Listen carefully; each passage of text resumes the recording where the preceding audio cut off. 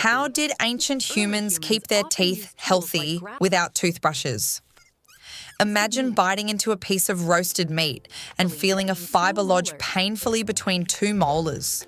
There is no toothbrush in your shelter, no toothpaste, no floss, no dentist waiting nearby. But you do have a thin grass stalk, a sliver of wood, and a lifetime of experience telling you that the pressure will not stop until the trapped food comes out. So you push the stalk between your teeth and work it back and forth.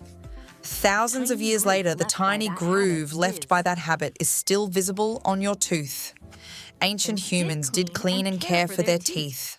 But that is only a small part of the answer, because many of them did not need to fight the same dental environment that we do.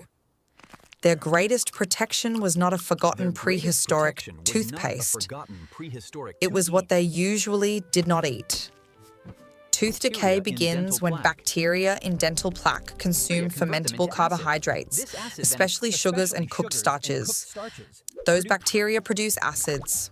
If the mouth remains acidic often enough and long enough, minerals leave the enamel faster than saliva can replace them. But eventually, a cavity forms. Many hunter-gatherers ate carbohydrates, including fruit, roots, tubers, seeds, and honey when it was available. There was no universal Stone Age menu. Diets changed by season, geography, technology, and culture. But most ancient foragers did not spend the entire day sipping sweet drinks or eating soft, sticky snacks made with refined sugar and flour.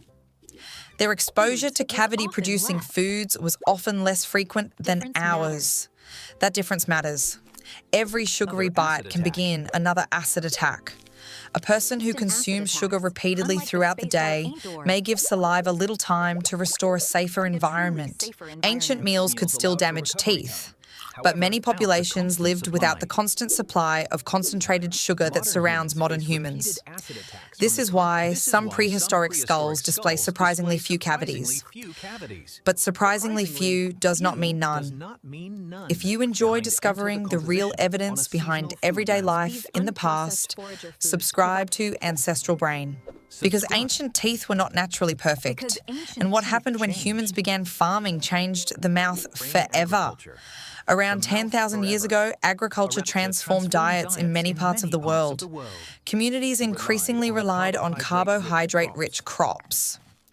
Grains could be ground, cooked, and turned into soft foods that clung to teeth and fed acid-producing bacteria. The change did not happen everywhere at once, and every farming population had a different diet. Still, archaeological studies repeatedly find an increase in cavities with greater dependence on agriculture. Ancient dental calculus has preserved part of that transition. Calculus is plaque that has hardened through mineralization. It is not evidence of a clean mouth. In fact, large deposits can irritate the gums and contribute to periodontal disease. But for archaeologists, calculus is a biological time capsule. It can trap starch granules, plant particles, proteins, and bacterial DNA. Researchers studying calcified plaque from ancient Europeans found that the shift to farming changed the oral microbial community toward a more disease-associated state. A later transformation came after the Industrial Revolution when processed flour and concentrated sugar became widespread and cavity-associated bacteria grew more dominant. So ancient humans were not protected by superior mouths. Their oral ecosystem responded to what they ate, just as ours does. They also had a natural repair system working every minute: saliva. Saliva washes away loose particles, buffers acids, and carries calcium and phosphate that can return to early areas of weakened enamel. This process, called remineralization, can stop very early damage before it becomes a permanent hole. Chewing stimulates saliva. Foods that require longer chewing may increase that flow, although chewing tough food is not the same as brushing. It cannot reliably remove plaque from every groove or between tightly contacting teeth. The enamel itself was another defense. It is the hardest tissue in the human body. A healthy layer can endure enormous forces for decades. But ancient food came with a different problem: grit. Stone-ground grain often contained microscopic fragments from the grinding surface. Roots could carry soil. Dried plants contained hard particles, and some plant tissues held tiny mineral bodies called phytoliths. Over years of chewing, these abrasives could grind down enamel. Many ancient teeth are dramatically worn. The chewing surfaces can become flat, and in severe cases, the enamel disappears enough to expose the softer dentin beneath it. At first, wear can make cavities harder to recognise because the peaks and fissures where decay often begins are continually ground away. But excessive wear is not healthy. It can shorten the tooth, expose sensitive tissue, crack enamel, inflame the pulp, and alter the bite. Ancient humans often exchanged one dental threat for another. Fewer cavities in some groups, but far more mechanical wear. And their mouths were also tools. People used their front teeth to grip hides, soften fibres, hold objects, and assist with craftwork. This could chip enamel or carve distinctive scratches into teeth. Archaeologists sometimes identify patterns that reveal repeated movements and even habitual hand use. The mouth was not simply a place for eating. It functioned like a third hand. Then there were toothpicks. Fine grooves between fossil teeth appear across several human groups and time periods. Researchers have reproduced similar marks by repeatedly moving grass stalks between teeth. Neanderthal teeth from El Cedron in Spain and Hortus in France show evidence consistent with habitual toothpicking. Similar behaviour has been proposed for much earlier members of the genus Homo. The purpose is not always certain. A toothpick could remove trapped meat or plant fibres. It might clean plaque from a difficult space. It could also relieve sore, inflamed gums or probe an already diseased tooth. In other words, a toothpick groove may record hygiene, discomfort, or both. One particularly revealing case comes from a roughly 14,000-year-old human buried at Villabruna in northern Italy. A lower wisdom tooth contained a large cavity. Microscopic analysis found marks made while the person was alive, apparently from a pointed stone tool used to scratch and lever inside the decayed area. This was not a modern filling. It was a desperate form of dental intervention, likely adapted from the familiar habit of toothpicking. Imagine the precision required to place a tiny flint point inside a painful cavity without cracking the entire tooth. The case proves that prehistoric people did not simply ignore dental pain.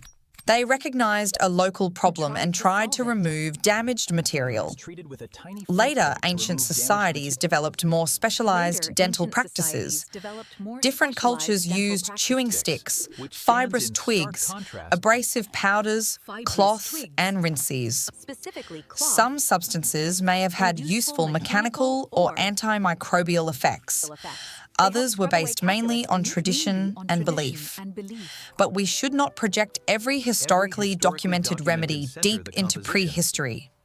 Wood, plant fibres, and cloth usually decay.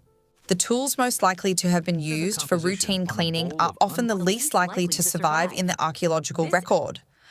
What survives is the result written on the teeth. And those teeth reveal plenty of failure. Ancient people suffered cavities, abscesses, periodontal disease, broken teeth, severe wear, and tooth loss. Plaque could harden into thick calculus. Gum disease could destroy the bones supporting the roots. An untreated infection could spread into the jaw and in rare cases become life-threatening. One famous example is Ötzi, the roughly 5,300-year-old man found frozen in the Alps. Examination of his teeth revealed heavy wear, cavities, and advanced periodontal disease. His agricultural diet was rich in carbohydrates and his mouth was far from perfect. Even populations with low rates of tooth decay could have other serious problems. Archaeologists must evaluate cavities, tooth loss before death, abscesses, calculus, gum disease, and wear together. Looking at a skull with several white teeth and declaring it healthy can be deeply misleading. Age matters too. Many prehistoric individuals died younger than people in modern wealthy societies. A tooth that looks relatively intact at age 25 did not necessarily need to survive 80 years. Comparing ancient and modern mouths without considering lifespan can create an illusion of extraordinary dental strength. There was also enormous variation within communities. Access to certain foods, childhood stress, pregnancy, illness, social status, and local customs could all affect oral health. Women in some agricultural societies show higher cavity rates, possibly reflecting differences in diet, biology, workload, or all three. There is no single ancient mouth. So how did ancient humans keep their teeth healthy without toothbrushes? Some cleaned between them with small tools. Some probably rubbed or chewed plant materials. Saliva continuously buffered acids and repaired early enamel damage. Tough chewing stimulated saliva, while abrasive diets removed some surface deposits. But the largest advantage for many groups was environmental. They were not repeatedly bathing their teeth in refined sugar, and that protection could vanish when the diet changed. Agriculture brought more reliable calories and helped support larger communities, but in many places it also brought more cavities. Industrial processing made food softer, stickier, and sweeter, creating another major shift in the oral microbiome. The toothbrush became so important because the modern mouth faces a modern schedule of attacks. Ancient humans did not discover a magical substitute for brushing. They survived with different foods, natural defenses, simple cleaning habits, and a willingness to endure dental damage that modern treatment can prevent. The oldest lesson written in their teeth is not that we should abandon toothbrushes. It is that oral health begins long before the brush touches the mouth, with what we eat, how often we eat it, and what we allow bacteria to do between one meal and the next.